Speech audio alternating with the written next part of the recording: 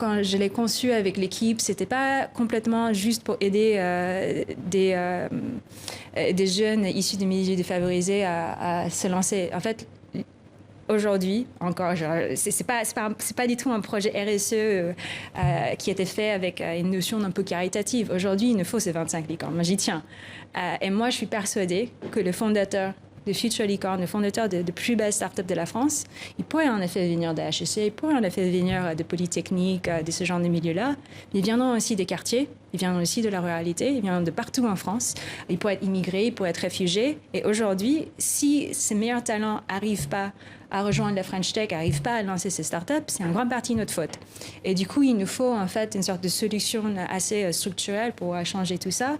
Et French Tech Tremplin, en fait, avait été conçu pour essayer d'imiter le genre d'avantages qu'ils auraient pu avoir s'ils venaient d'un milieu plus favorisé. Donc, c'est pas que de l'argent. En effet, il y a des bourses assez importantes qui viennent avec.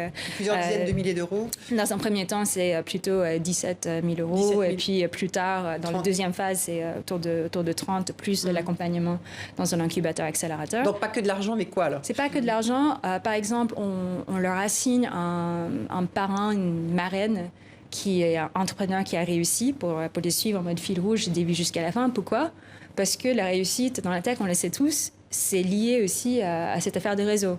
Donc, cette personne les amène dans leur cocktail, dans leur call, dans leur réunion avec les investisseurs pour qu'ils arrivent vraiment à s'acculturer, à rencontrer plein de personnes.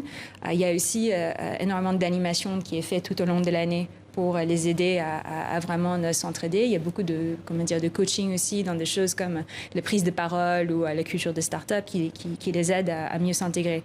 Mais encore, si on le fait, c'est absolument pas du tout pour qu'ils rentrent dans le moule. C'est absolument pas du tout pour les aider à devenir comme le fondateur du Doctolib, de Blablacar, d'Alan, qui viennent quand même dans certains milieux. C'est pour que, justement, ils arrivent à réussir tout en ayant le courage de rester eux-mêmes et pour que, en fait, ils arrivent vraiment à chambouler complètement la French Tech avec leur approche qui est complètement différente.